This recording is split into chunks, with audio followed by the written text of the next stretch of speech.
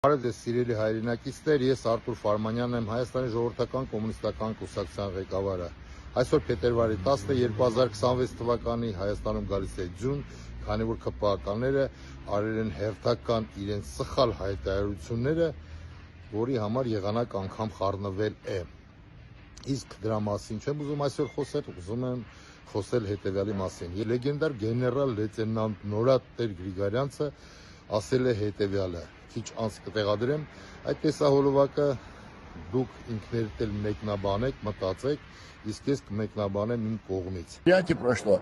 Теперь проходят эти годы тоже. Мы древние люди. 20-е годы. Так? Противник выполняет тот план, который был тогда. Они всю жизнь этот план имели. И начинает, нарушать 51-ю статью Организации Объединенных Наций. И Организация Объединенных Наций никаких мер не принимает против агрессора, который пошел против законов, международных законов и ООН. Да. Понимаете, нет?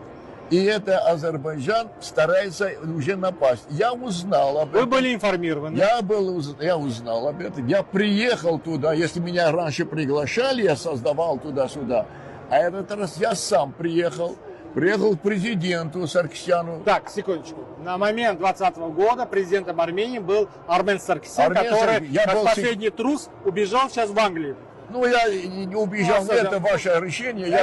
Я был у президента этого, я был у секретаря Совбеза, был у президента. Да. Я им дал даже 2 листа бумаги, и там некоторые вопросы по промышленности. Я говорю, знаете что, да. Я был сейчас за рубежом, и познакомился в знак уважения ко мне люди, которые производят различное оборудование и так далее. Они в состоянии приехать в Армению и экономику поднять. Поэтому вот то-то. И одновременно я сказал, что через месяц будет война. Так вы еще встречались с министром обороны Тонояном, по-моему. Подожди. Да. Я президенту говорю, через месяц будет война. И секретарь, и прошу вас, вот этот секретариат, протокольщик, который принято, он звонит вот этому министру Давиду Тонояну. Ну, там берет полковник, берет, он был министром обороны. Полковник берет трубку, говорит, передаю генералу Григорянцу. Вот теперь оттуда нашлось. Я беру трубочку у него, и стоят президент, я и мой друг Карен Михаилян, он сейчас там живет. Я говорю, мне надо поговорить с министром обороны. Я сейчас от президента вышел, завтра улетаю. Мне надо поговорить с министром обороны. Через месяц будет война. Этот полковник, ангел, какая война? Мы давно с вами. Я говорю, да, будет война, передайте, пожалуйста. Он говорит, хорошо. И я жду, чтобы он ответил. А мне президент Армении. Который в бегах. Он мне, пока идет звонок, он мне говорит, Норан Григорьевич, они вас не примут. Почему? Я говорю, почему? Они знают ваши способности, они боятся, что вы испортите их планы. Значит, он знал, что произойдет. Но я обиделся, я говорю, слушайте, я здесь 4 года вместе с армянским народом мужественно защищались, освобождали все это, не допустили геноцид армян и гибель Армении, и вдруг они меня не примут. А вот посмотрите, звонит вот этот министр обороны, притом он не здоровается, не поднимает трубочку, ничего нет, а опять через полковника, и полковник говорит, барон Григорянц, он спрашивает, а что хочет генерал-лейтенант Григорянц от меня? Что он ко мне обращается? Он даже не соизволит, подлец, поговорит и поздороваться. А такой высокомерный, что генерал-лейтенант хочет со мной поговорить? Ну, я говорю, я понял, что это сволочная личность. Я говорю, знаете что, запишите, что я хочу сказать. Барон Григорянц, это полковник. Я говорю, 2 вопроса. Первое. Возможности, способности Министерства обороны по развертыванию плана отмобилизования, приведения вооруженных сил в полную боевую готовность для отражения агрессии противника. Это книгу можно написать, это наука. И второй вопрос – возможности и способности главы государства, премьер-министра, по переводу Армении с мирного на военное положение в связи с агрессией. Я ему доложил, он записывал. А потом еще буквально минут 10-15, а мы стоим пока ля-ля-ля, пока вдруг этот полковник звонит и говорит: Парон Тергианович, на сумме вагонисты. Завтра совещание. Он говорит: господин Тергианович, завтра совещание. До того он подлая личность, смотрите, он даже не соизволит хотя бы поздороваться и сказать: вот это планы, они могут выполнить или нет. Я же армию создал, я дух армии знаю. У меня есть данные, которые... Кстати, вот данное видео можно использовать для правоохранительной системы Армении как заявление о совершившемся преступлении. И я сказал ему, я матом не ругаюсь, жаргоны не применяю, не имеющие грамматического объяснения. Я ему говорю: передайте министру обороны, передайте этому типу, вот я так и сказал, я интервью, передайте этому типу, что я возглавлял генералов и офицеров армянской национальности вооруженных сил Советского Союза и создали армию, которая отразила, не допустила и победила. И сейчас агрессор снова хочет напасть, и вы не желаете с нами, ветеранами, поговорить, а мы можем предотвратить массу вещей. И все, и выключился. И больше не выходили И на больше не выходили. Ни президент Саркисян. Никто, ничего. Я уехал, завтра уехал.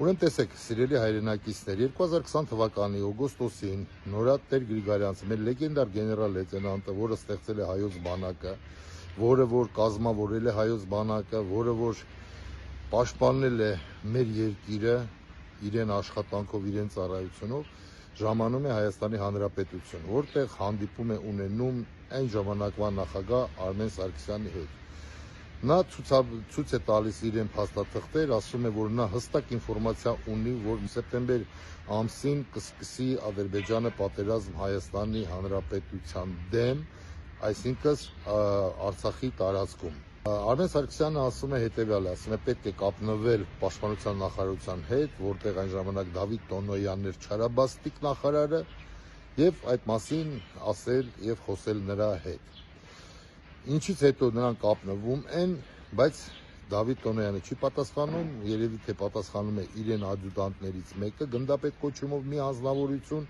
որը ասում է կփոխանցեմ այդ ամենը նախարարին։ Երբ որ հեռախոսը անջատում են, խնդրում եմ այստեղ շատ ուշադիր։ Արմեն Սարգսյան ասում է Նորատ Տեր Գրիգարյանցին, որ դու իզուր ես տանջվում, եթե ճիշտ եմ ցիտում այդ բառերը, դուք տեսակ տեսահոլովակում, դա իզուր է, քանի որ դու խանգարող հանգամանք ես, դու խանգարում ես իրենց պլաններին։ Հիմա հարց Նիկոլ Փաշինյան, ինչով էր խանգարում Նորատ Տեր Գրիգարյանցը։ Ինչով էր խանգարում ձեր պլաններին Նիկոլ Փաշինյան։ Շարունակել, սիրելի բարեկամներ, դա այնուհետև զանգում է այդ գնդապետը, ասում է, որ նա զեկուցել է եւ ցիտում է Չարաբաստիկ նախարարին, ասում է, ինչ է ուզում Նորատ Տեր Գրիգարյանցը։ Մեկ անգամ եւս լեգենդար գեներալը, անգամ չի բարեհաճում, այդ մարդու հետ ինքն է խոսա, պատկերացնում եք, տգետության աստիճանը,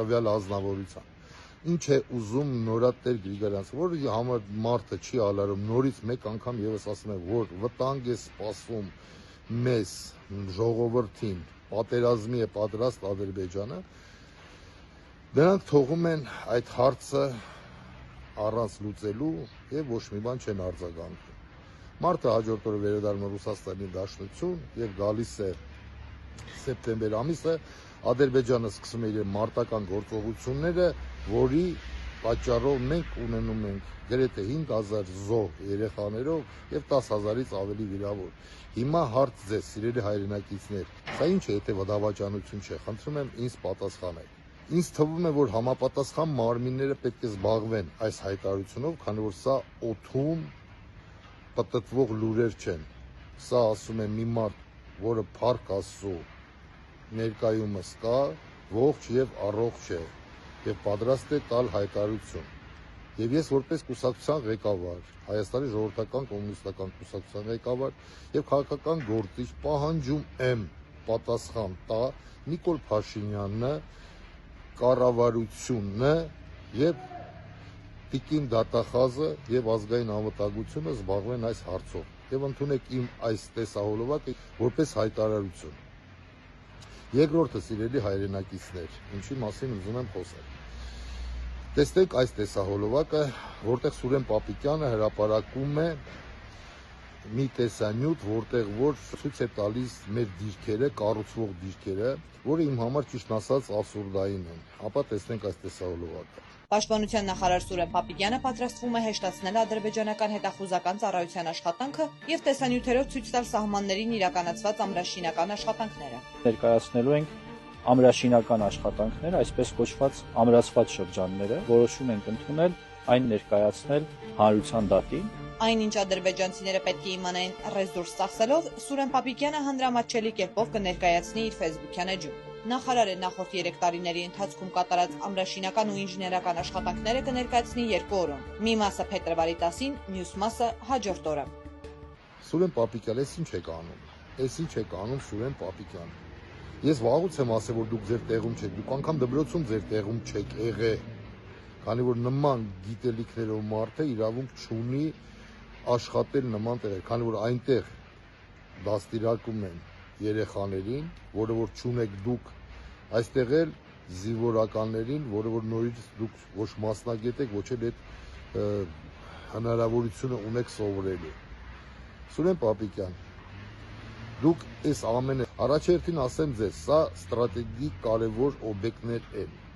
Նորմալ երկրում սա սուպեր գաղտնի ինֆորմացիա է։ Չնայած ձեր համար ինչ սուպեր գաղտնի, դուք կարաք հենց վեկալեք այդ ինֆորմացիաները արձեր տակ թշնամի պետություններին, որին ես չեմ կասկածում։ Չնայած առանց ձեր այդ ցույց տալու էլ իրանք ամեն ինչ գիտեն, իրանք ի տարբերություն ձեզ ունեն հետախուզական այլ բանակներ, որոնք ֆռում են, պտտվում են, անգամ նրանք գիտեն, որ ժամին դուք քնում եք, որ ժամին արտանում եք, որ ժամին ինչ եք ուտում։ Բարի ախոժակ, Սուրեն Պապիկյան։ Սուրեն Պապիկյան, ժողովրդին իհարկե մտահոգում է իրեն անվտանգությունը, ժողովրդին հետաքրքիր է, բայց դուք ուղղակի կարող եք բառերով բացատրել ազգին, թե դուք ինչ եք անում, ոնց եք անում։ Պետք չի այդպես լայնածավալ ցուցադրել գաղտնի օբյեկտները եւ որտեղ են գտնվում, ինչի համար են գտնվում։ Սիրելի հայրենակիցներ, ես ձեզ ասեմ, ուղղակի այս մարդը ոչ թե դրանք ցույց է տալի, որպեսզի դուք իմանաք, որ տեսեք ինչքան աշխատանքներ են կատարվում, ինչ են անում, նրանք ուղղակի ուզում են հիմնավորեն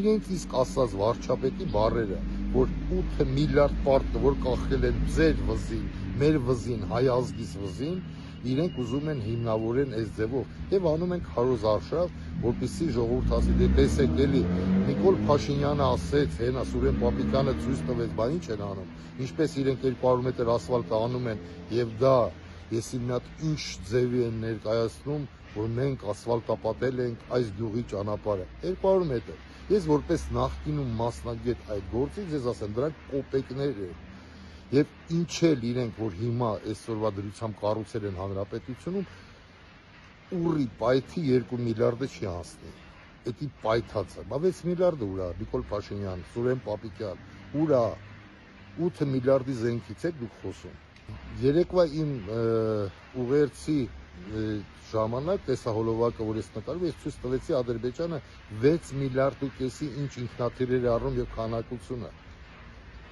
Այդ 3 հատ օբյեկտ եք սարքում, փուճուրիկ, ուզում եք ասեք, որ այդ 8 միլիարդը տեղա, թե ձեր վարչապետը, որ ասում պիտակները կարող են կպցնել, գները դուք տենաք։ Այս պետք չի։ Մենք հասկանում ենք դրանից։ Ժողովուրդ ջան, սա քարոզարշավ է եւ խնդրում եմ ձեզ չխափնվեք։ Եվ երկրորդը, եթե ուզում եք ճիշտը իմանալ, գրագետ նախարարը եւ նորմալ պետությունում տենց օբյեկտները չեն ցուցաբերում։ Երրորդը, Հայաստան էր ժամանել Ամերիկայի փոխնախագահան։ Խոսացին, շատ բաներ խոս տվեց, 5 միլիարդ մեկ կտանք, 4 միլիարդ մեկ կտանք, ատոմի կայարաններ կկազմենք, այս կանենք, այն կանենք, ես շատ գիտեմ չիպեր, ինչ ասեց։ Ես ի տարբերություն այս Չարաբաստի կառավարությանը եւ Նիկոլ Փաշինյանի ես չեմ հավատում ամերիկացիներին։ Դա իմ սեփական կարծիքն է եւ ժամանակը կգա, կապրեն կտեսնենք ինչ կանեն ամերիկացիները։ Ի տարբերություն սրանց ես հասկանում եմ ինչի համար է անում Ամերիկան սա, ում դեմ է անում Ամերիկան սա եւ ինչ հետևանքներ կունենա սա։ Կտեսնեք ժողովուրդ ջան։ Հետո ինձ կասեք, որ ընկեր Ֆարմանյան, դուք սխալ էիք, տեսեք ինչ եղավ, ոչ մի բան չի լինելու, սա բերելու է մեծ ողբերգության։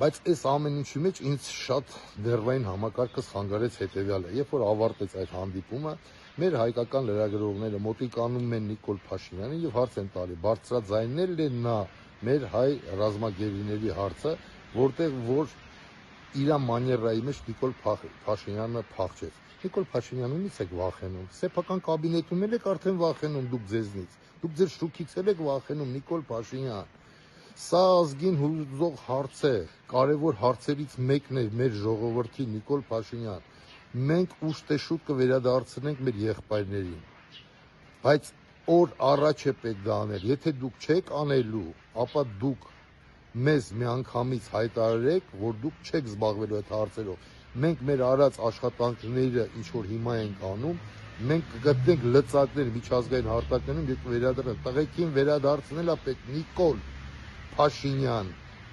վերադարձնելա պետք։ Հələ Նիկոլ Փաշինյանը լավ, հասկացաք, բայց Արարատ Միրզոյանը, էդի քմծի ծաղով եք ասում, հա բավոնց առանց դրա։ Պարոն Փաշինյան, գերիների հարցին անդրադարձել եք, Պարոն Միրզոյան, պարոն, կներեք, գերիների հարցին անդրադարձ եղել է։ Ո՞նց եք պատկերացնում առանց դրա։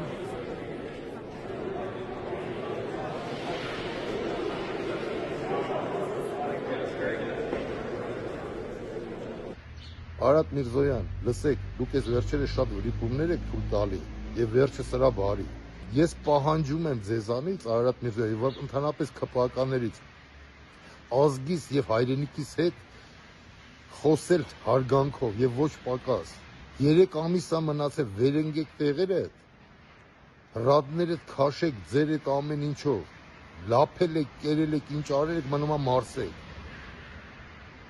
Եվ մեկ անգամ եւս կրկնում եմ, ազգիս հետ հարգանքով եւ ոչ պակաս։ Սիրելի հայրենակիցներ, նա շատ կարևոր բան։ Մեր ազգի մեջ միշտ եղել են տգետները, մեր ազգի մեջ միշտ եղել են տականքները, ցավոք սրտի, մեծ ցավով եմ այս հարցը արձանագրում, բայց կա մի բան, կա նամակ Հովհաննես Թումանյան Ավետիք Իսահակյանին։ Ավետիք Իսահակյանի նամակ գրածը գրեթե ինձ հիշեցնում են այսօրվա օրերը։ Հովհաննես Թումանյանի նամակը Ավետիք Իսահակյանին։ Ես չեմ ուզում եւ չեմ կարող երկար ու բարակ գրել մեր երկրից, թեև դու հարցնում ես։ Կարճ ասեմ։ Մենք թե դրսից եւ թե ներսից քանդեցինք մեր երկիրը։ Գլխավորապես մենք։ Մենք եմ ասում եւ սրա մեջ է ճշմարտությունը։ Մի մասը խաչագող սրիկաներ, մի մասը գողեր ու ավազակներ, մի մասը ապիկար թշվարականներ եւ չերևաց մի բազմություն,